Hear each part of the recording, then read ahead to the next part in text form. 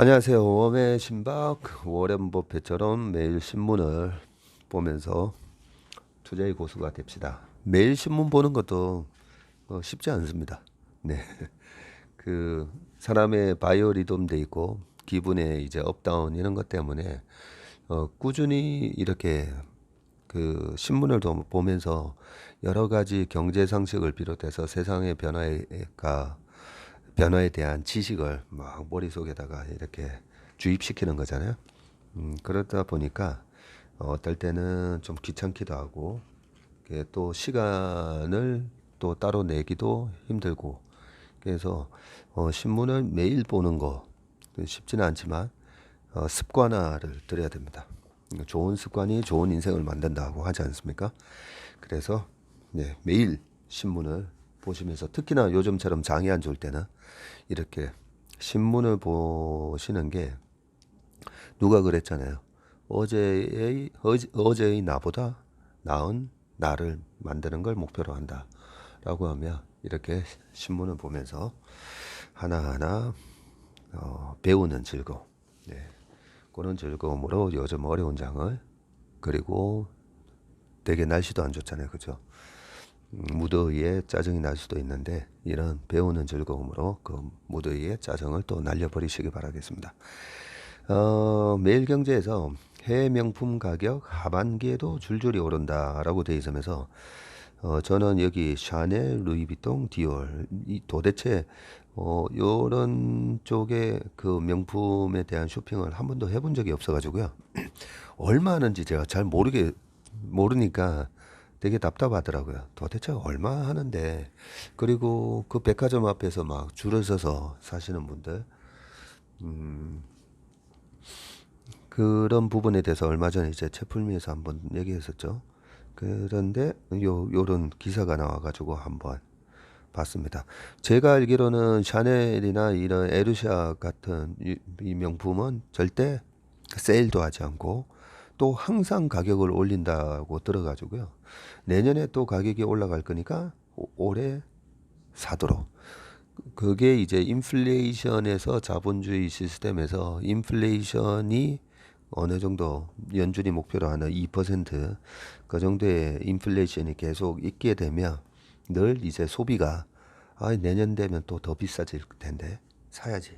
이런 심리가 작동하면서 늘 소비가 일어날 수밖에 없고요. 반대의 경우도 있죠. 반대. 예전에 우리가 제가 대학교 때 컴퓨터를 살라고 하면 아니 3개월, 6개월만 지나도 컴퓨터 가격이 또 뚝 떨어지니까 그래서 그때만 하더라도 좀 기다렸다 사든.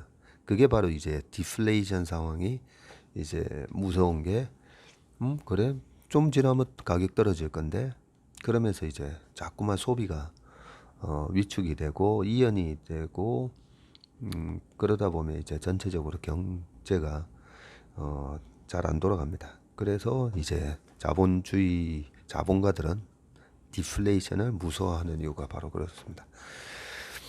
샤넬 주요 제품 10% 인상, 디올도 인기 품목 가격 올려, 원자재 물류 비용이 늘고 유로와 약세도 인상 요인이다. 올 들어서 인상 주기가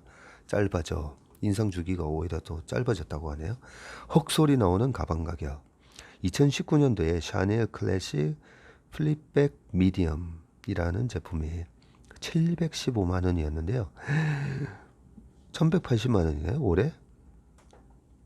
야, 루이비통은 616만 원. 루이비통 카피신 MM이라는 게 616만 원인데 올해 922만 원.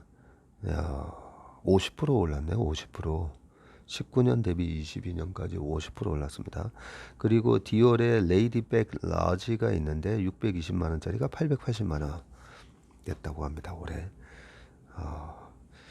해외 명품의 이제 국내 가격이 올 하반기에도 크게 오를 전망이다. 원자재 가격이 대폭 오른 데다가 유로화 약세 현상이 지속되고 있었다. 에르메스, 루이비통, 샤넬, 구찌, 프라다, 크리스찬 디올 등 유럽 기반 명품 브랜드들은 유로화 가치가 하락하며 악화된 수익성을 가격 인상으로 대응한다는 전략을 검토 중이다. 코로나19에 따른 수요 폭발로 촉발된 명품 가격 인플레이션이 하반기에는 더욱 커질 것이라는 전망이다. 6일 업계에 따르면 샤넬은 이날부터 주요 제품의 가격표를 바꿔 달았다. 인상폭은 10%내다. 지난 1월과 3월에 이은 세 번째 가격 인상이다. 아니, 올해만 세 번 가격 인상했네요. 샤넬은 지난해에도 약 4차례 제품 가격을 올려잡았다. 아, 이렇게 한 해에도 가격이 4번이나 올라가니까 줄을 설 수밖에 없겠네요. 만약에 나의 소원이 올해는 꼭 샤넬백 하나 사는 거다라고 뭐 만약에 사람들이 마음을 먹는다면 가격 오르기 전에 살려고 줄을 서는 이유가 다 있네요. 가장 인기 있는 제품이 클래식 플랫백 미디엄은 1180만 원으로 코로나 대비 65%나 올랐다. 프랑스 명품 브랜드인 디올도 이달부터 가격이 올랐는데 대표 제품이 레이디백, 카로백, 바비백이 10%나 올랐다. 디올 역시 올해 1월 가격 인상에 이어서 반년 만에 추가 인상을 단행했다. 이들 명품 브랜드의 가격 인상 소식이 사전에 알려지면서 서울의 주요 백화점 앞에서는 매장 개점 전 상사진을 이루기도 했다. 에르메스, 루이비통, 샤넬 명품 3대장 통합 매출은 3조 2193억으로 역대 최고치를 기록했다. 루이비통은 지난해 가격 인상만 5차례 단행했다. 해외 명품 브랜드들의 가격 인상은 코로나19 이후부터 그 주기가 당겨지고 있다. 올 초까지 가격 인상이 수요 폭발에 큰 영향을 받았다면 최근에는 유로화 약세와 원자재 상승 등 원인이 크다는 해석이다. 코로나19 엔데믹으로 해외여행이 본격 가시화되면서 국내 명품 수요 성장이 정체되던 가운데 인상이 단행됐기 때문이다. 명품 브랜드들의 주요 경영진 역시 이번 가격 인상이 환율 영향이 컸음을 시사했다. 라고 하고요. 플립 블론디어 샤넬 CFO가 지난 5월 로이터 통신 인터뷰에서 유로화 약세에 따른 인플레이션에 대응하기 위해서 다음 달 제품 가격을 인상할 수 있다고 말했는데요. 샤넬의 이번 인상이 환율 이슈에 따라 전사적으로 이뤄진 것으로 읽히는 대목이다.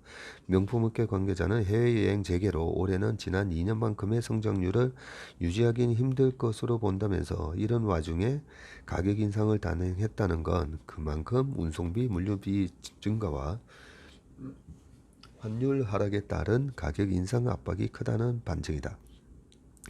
올 하반기부터 내년 상반기까지 명품 인플레이션은 계속될 것이라는 분석도 나온다.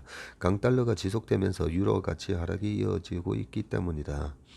환율이 이제 달러와 대비 유로화가 1.0281달러로 5일 기록을 했는데요. 2002년 12월 이후 가장 낮은 수치를 기록했다고 보도했다.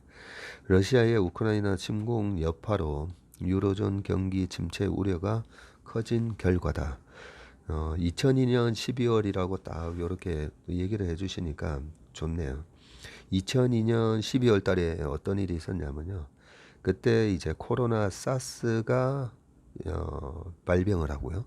2003년 3월 달에 코로나 사스가 이제 뭐 WTO에서 팬데믹으로 뭐 지정되고 하면서 2002년 12월부터 2003년 3월 초까지 전 세계 주식 시장이 좀 안 좋았었습니다.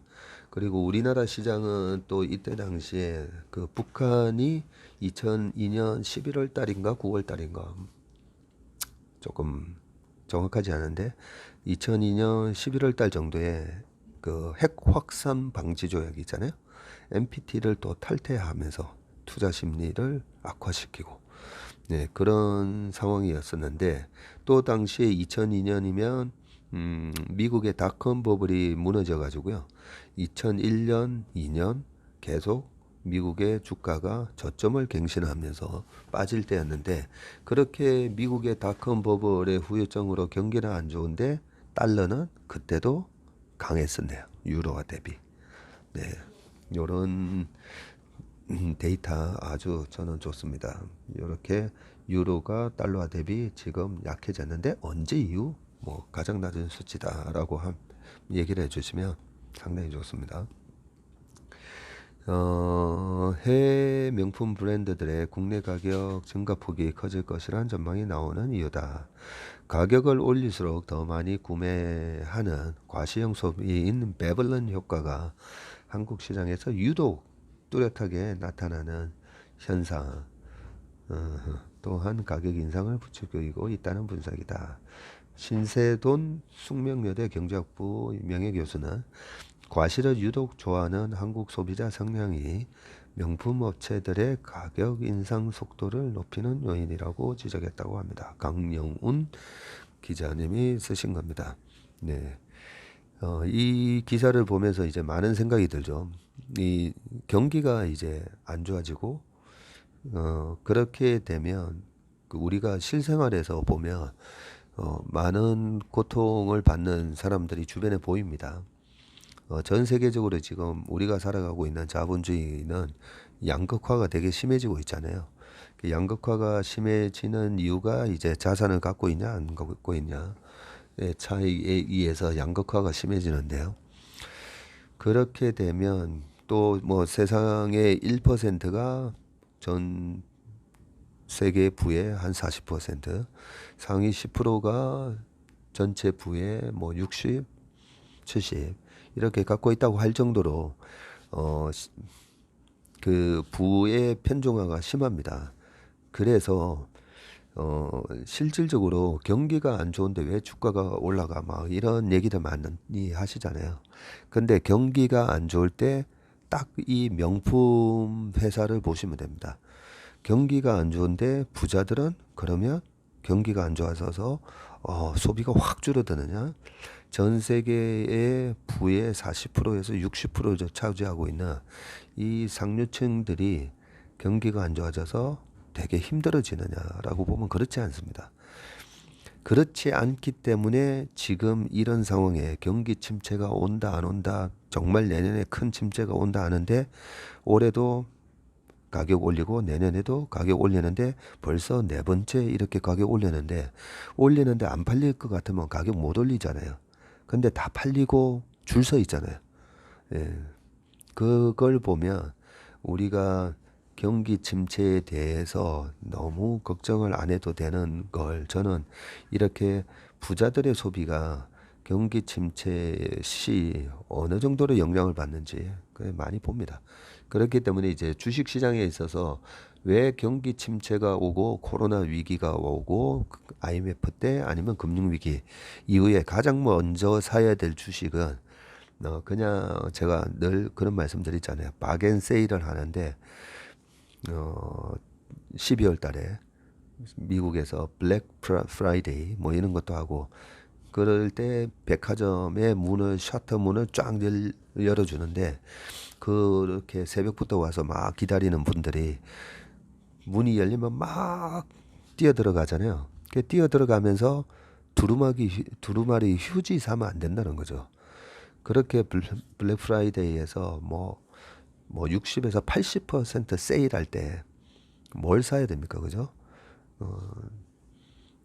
두루마리 휴지를 싸는 게 아니라 많은 사람들이 갖고 싶어 하는데 수량은 제한적인 거. 그리고 약간 고가품. 그런 거를 사러 막 뛰어 들어가는 것처럼 위기가 왔을 때 어떤 주식을 사야 되는지 항상 이런 LVMH 기업도 상장이 돼 있죠. 에르메스는 저희가 보니까 저기 프랑스에가 어디 저 유럽 시장에 상장이 돼 있고 한국에는 미국에는 ADR만 아마 거래되던가 뭐 그럴 건데, 예, 오늘 이 기사를 보면서 저는 또 한 번 더 최근 경기 공포 속에 좋은 명품 주식을 잘 골라서 사야 되겠다 이런 생각이 또 듭니다. 자, 그 다음 뉴스 매일경제 너무 싸진 네카오 현금 흐름 악화, 계열사 상장 부담 극복할까라고 하면서 네카오, 네이버, 카카오잖아요. 제가 네이버, 카카오 같은 회사가 명품 주식인가 우리가 한번 생각해 보자고요. 네이버, 카카오 우리나라에서 독보적인 존재들이잖아요. 전자상거래 독보적인 존재고 포탈부터 해서 네이버 같은 경우에는 독보적입니다. 점유율 뭐 80몇 %고요. 카카오 마찬가지잖아요. SNS 우리나라에 그 보면 참 우리나라가 대단한 게 코카콜라가 전 세계에서 시장 점유율 웬만한 나라에서 다 1등이거든요. 근데 우리나라에서 아니 왜 점유율이 이렇지 하고 조사를 해봤더니 우리나라에는 여러 가지 건강 음료들 뭐 그리고 뭐 식혜 이런 것도 있고 그죠? 뭐 수증가도 나오고 매실 뭐 여러 가지 건강 음료들이 너무 많아서 안 팔리더라는 거죠. 우리나라에 웬만하면 다들 이제 워드 쓰는데 우리나라에는 HWP라는 한글 워드 프로세서가 있고 구글이랑 야후가 들어왔는데 보니까 네이버라는 엄청난 또 포탈이 떡 버티고 있고 SNS 일본만 하더라도 네이버에서 개발한 라인을 쓰고 있는데 우리는 카카오를 쓰고 있고 대단한 나라입니다. 거기에 이제 독보적인 이런 기업이며 글로벌라이제이션에 이제 박차를 최근에 많이 가하고는 있지만 내수에 봤을 때 우리나라에 저는 네이버를 강남역의 빌딩, 카카오를 홍대 빌딩 그런 개념으로 이제 말씀을 드렸잖아요. 그러면 주가는 50% 빠지고 카카오 60% 빠져 있어요. 예, 그런 상황인데 명품을 샤넬, 에르메스, 메르샤 뭐 이런 것들은 할인하지 않지만 명품 주식은 할인을 합니다. 명품 주식을 LVMH도 마찬가지고 네이버, 카카오, 삼성전자 다 명품 주식은 할인하니까 그래서 저는 명품 백 사는 것보다 명품 주식 사는 게 훨씬 즐겁습니다. 자, 여기서 이제 토픽 한번 보시죠. 인터넷주, 국내 인터넷 플랫폼 업종 선두주자인 네이버, 카카오 주가가 동반 약세다. 증권업계에서는 유동성 장세 종료로 인한 기술 성장주 밸류에이션 하락을 막을 만한 트리거가 없이는 반등이 쉽지 않다는 지적이 나온다. 네이버는 둔화되는 플랫폼 부문 성장률을 핀테크, 콘텐츠 등 신사업 강화로 어떻게 보완할 것인지가 주가 향방을 결정할 것으로 보인다. 올해 현금 흐름이 악화된 점은 악재로 꼽힌다.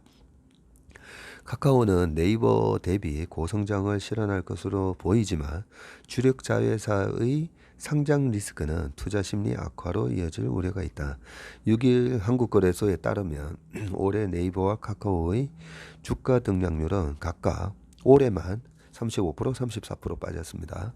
앞서 두 종목은 코로나19 충격 이후 대표적인 비대면 수혜주로 분류되며 2021년에서 21년에는 주가가 급등했지만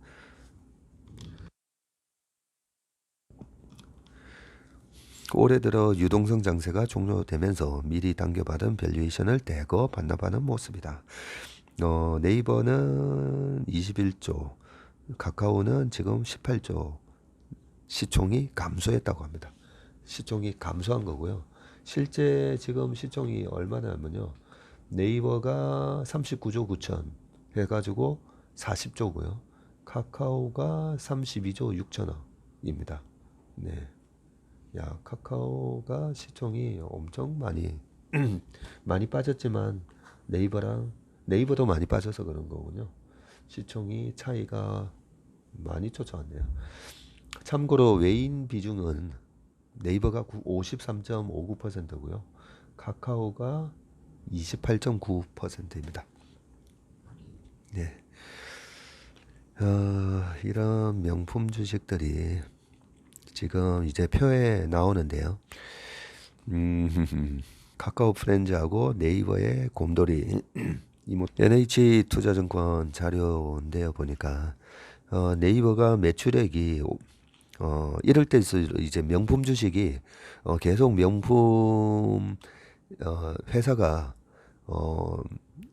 일반인들이 대체를 할 수 없는 대체 불가한 그런 명품 서비스나 명품 제품을 계속 만들어내는지 그걸 이제 확인하고 매출은 계속 증가하는가. 아까 그 샤넬 같은 경우도 보면 가격을 올려버리면서 Q가 증가하지 않더라도 그 충성 고객들이 계속 그 제품을 사주기만 하더라도 가격을 계속 올려버리니까 Q 곱하기 P에서 P가 올라가 버리잖아요. 그죠? 그러면서 이제 매출이 계속 늘어나고 이익이 계속 늘어나는 그런 구조를 만들어 갈 수 있는데 네이버가 올해 매출이 8조 1250억이고요. 내년에 9조 3100억입니다. 매출이 1조 2천억이나 늘어나니까 실질적으로 15% 증가하네요. 카카오가 올해 7조 4,800억 매출인데 매출 규모로 보니까 벌써 매출로는 다 쫓아왔네요. 보니까 카카오는 내년에 8조 7,950억으로 와 거의 턱 밑까지 막 쫓아옵니다. 그러면 카카오도 1조 3천억이 늘어나니까 카카오는 매출액 증가율이 거의 한 17% 이상 되겠네요. 영업 이익도 중요하죠. 최근에 이제 그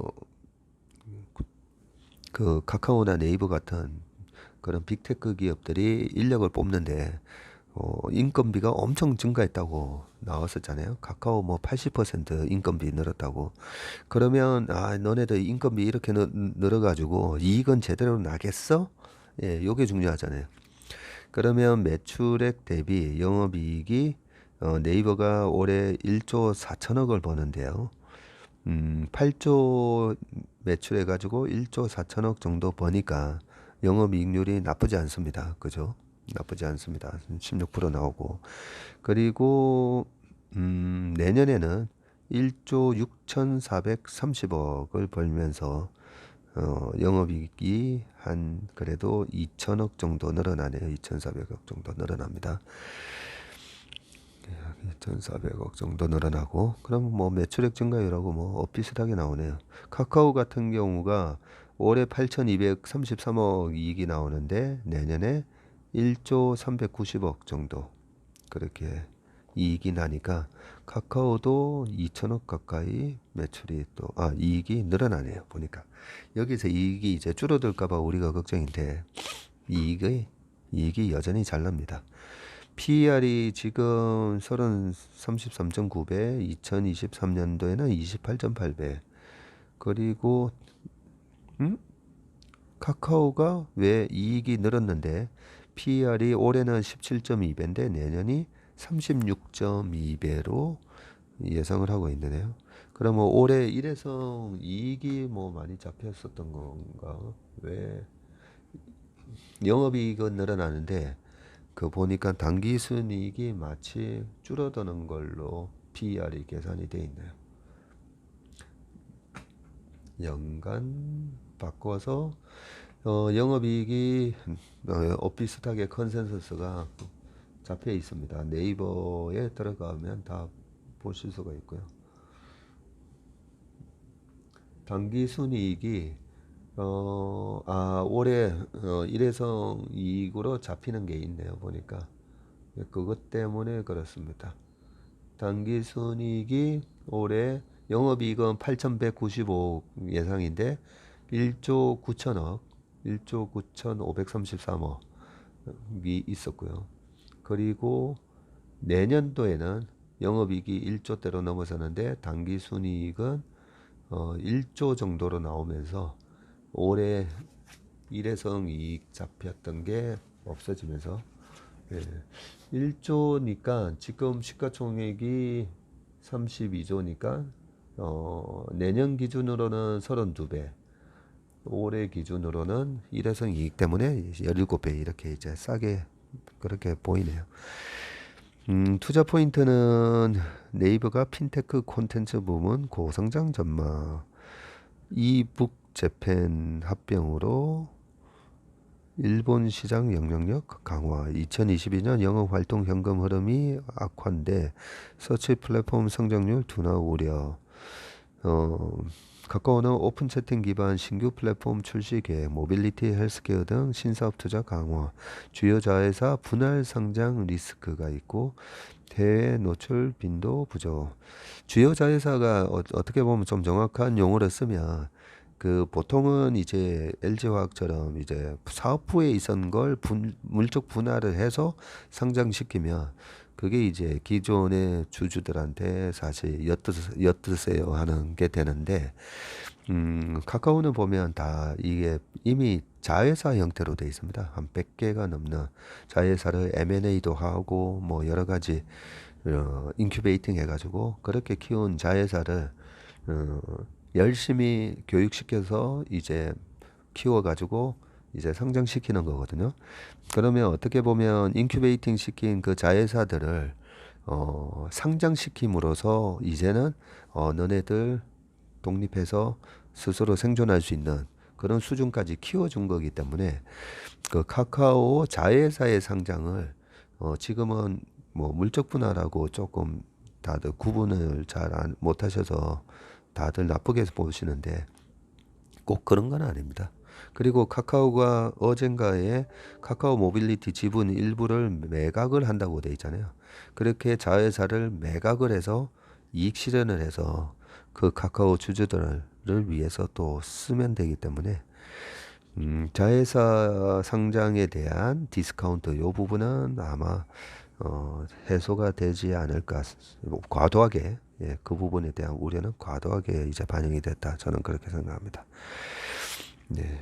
한번 보시고 1년 동안 주가가 40만 원대 넘었다가 24만 원 네이버가 그리고 카카오는 15만 7,500원 요 작년 7월 6일 요때 제가 김작가 TV 나와가지고 지금도 카카오 사도 되나요 해서 PBR이랑 이런 거 보면서 아무리 좋은 주식도 좋은 가격에 사야 된다라는 말씀을 좀 드렸었는데 제가 봤을 때 지금은 아주 좋은 가격이지 않나 하는 생각을 조심스럽게 말씀드립니다. 그리고 이제 또 명품 삼성전자가 우리 국민들이 지금 600만 명 이상이 이제 삼성전자 주주가 되셨는데요.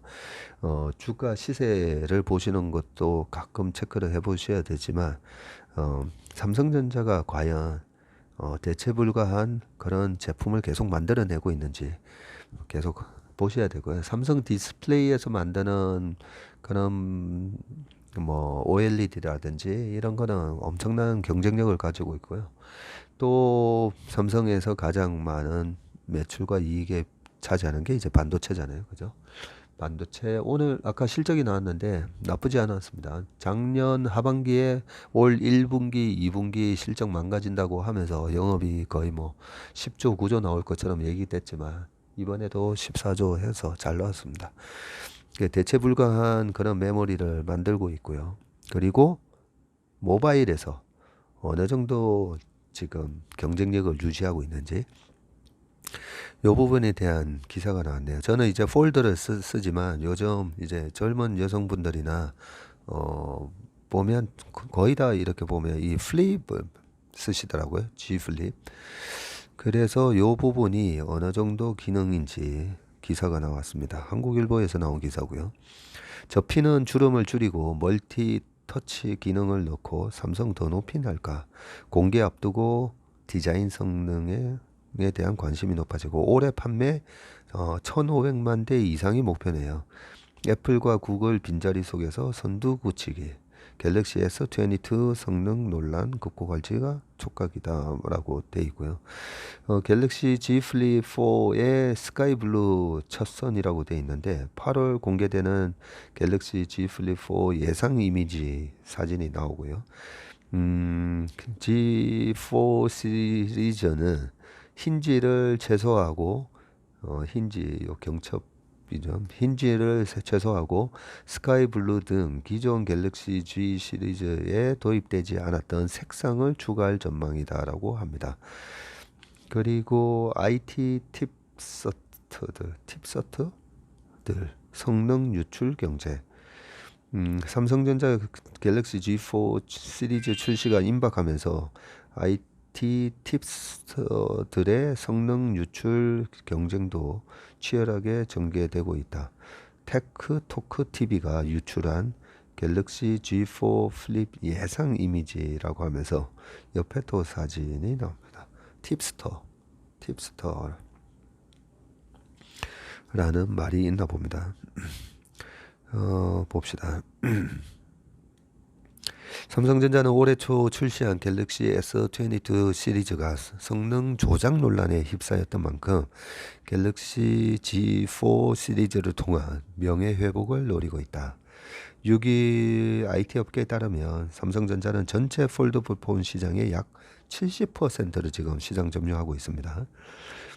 점유하고 있고 시장 조사 업체 카운터포인트 리서치에 따르면 2020년에 290만 대였던 폴더블 폰 시장이 지금 21년도에 890만 대로 커졌고요. 올해는 1690만 대 규모까지 2배 가까운 성장이 예상된다. 작년 대비도 또 2배가 성장했네요.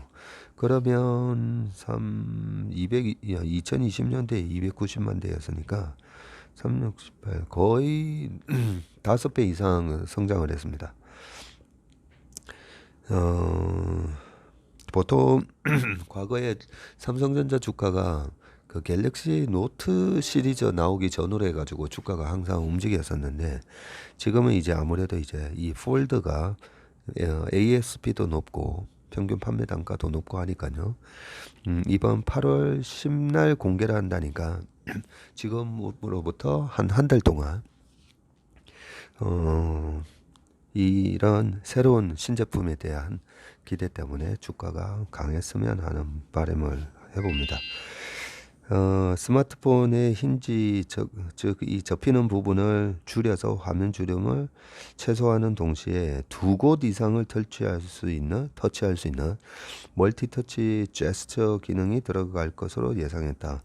좌우로 접는 갤럭시 Z 폴드 4 제품은 힌지 부품을 전작 대비 50%가량 줄이고 위아래로 접는 갤럭시 Z 플립 4는 2인치 이상의 커버 디스플레이를 탑재할 전망이다 라고 뭐 이렇게 쭉 나와 있습니다. 예, 항상 새로운 제품을 이렇게 사보지는 못하더라도 이렇게 신문 기사를 통해서 확인할 수 있어서 좋습니다. 자, 이 명품 어떻게 하다가 이제 오늘은 다 명품 시리즈로 갑니다. 예, 세계 발주량 45% 휩쓴 K조선 1위 탈환, LNG선 성과 높여 재수주 잇따라. 예, 세계 명품 업체들이 명품 가격을 올리면서 계속 이 불황을 극복하고 간다면 우리나라에도 세계 1등 제품 이런 제품을 가지고 계속 세계인들이 우리의 명품을 또 쓰게 만들고 있습니다. 그 중에서 이제 LNG선 조선에 있어서 가장 부가가치가 높은 선박이 바로 이 LNG선입니다. 한국조선업계가 올해 상반기에 전 세계 발주량 가운데 절반가량을 휩쓸면서 세계 1위에 올랐다. 특히 한국이 경쟁력을 지닌 LNG 액화천연가스, LNG 운반선 분야에서는 최근 성과를 높여 재수주하는 사례도 늘고 있다라고 되어 있고요. 요 얘기는 며칠 전에 이제 좀 했었죠. 지금 세계 올해 상반기에 세계 발주량 2,153만 CGT 표준선 환산 톤수, 이 2,153만 CGT 중에서 45.5%이 979만 CGT를 수주했다고 6일 밝혔다. 2018년도 이후 4년 만에 상반기 기준으로 수주 실적이 세계 1위에 등극했다고 합니다.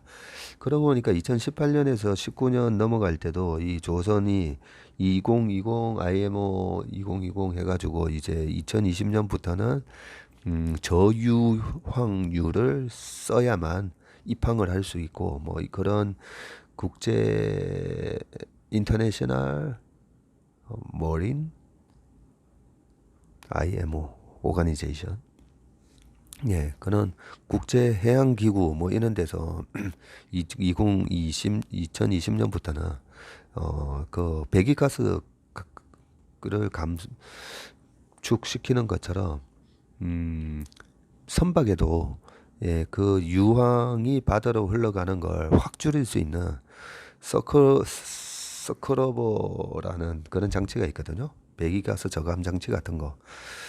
그런 걸 달든지, 스크러버를 달든지, 아니면 LNG 선으로 바꾸든지, 아니면 기름을 저유황유 아주 좋은 기름을 쓰든지, 예, 그렇게 하면서 2018년 19년도에도 이 조선주들이 그때 당시에 한번 주가가 상당히 강했었어요. 네.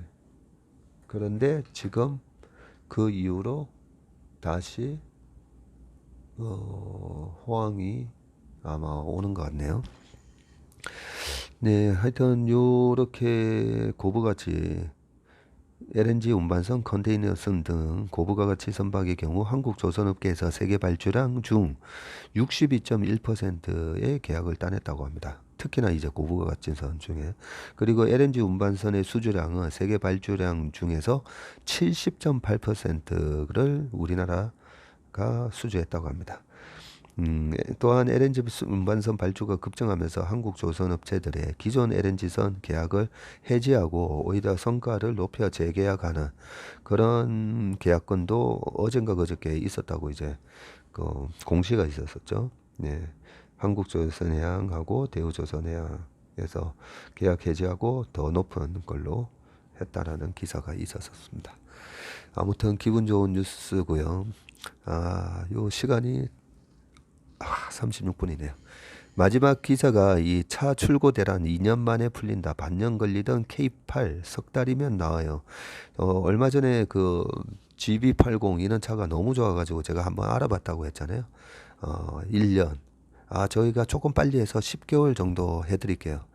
예, 그런 부분에 있어서 차 반도체 부품에 대한 수급이 때문에 그랬었는데 지금 요 표가 쭉 나옵니다. 그랜저가 6개월에서 이제 5개월로 줄어들고요. 출고 대기 시간입니다.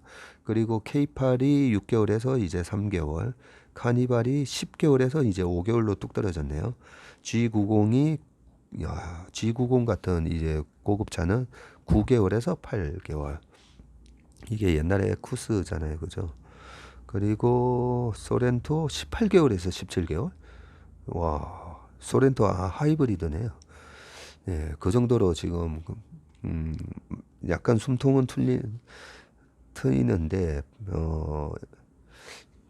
시간이 없어가지고 반도체 등 차량에 들어가는 부품 수급 개선이 주요 원인이지만 할부금리 상승과 경기 둔화에 따른 수요 위축 조짐도 나타나면서 극심한 수급 불균형이 해소되면서 소비자들은 차량을 보다 빨리 받을 수 있을 전망이라고 합니다. 네, 이 기사는 링크 들어가셔서 한번 확인해 보시기 바라겠습니다.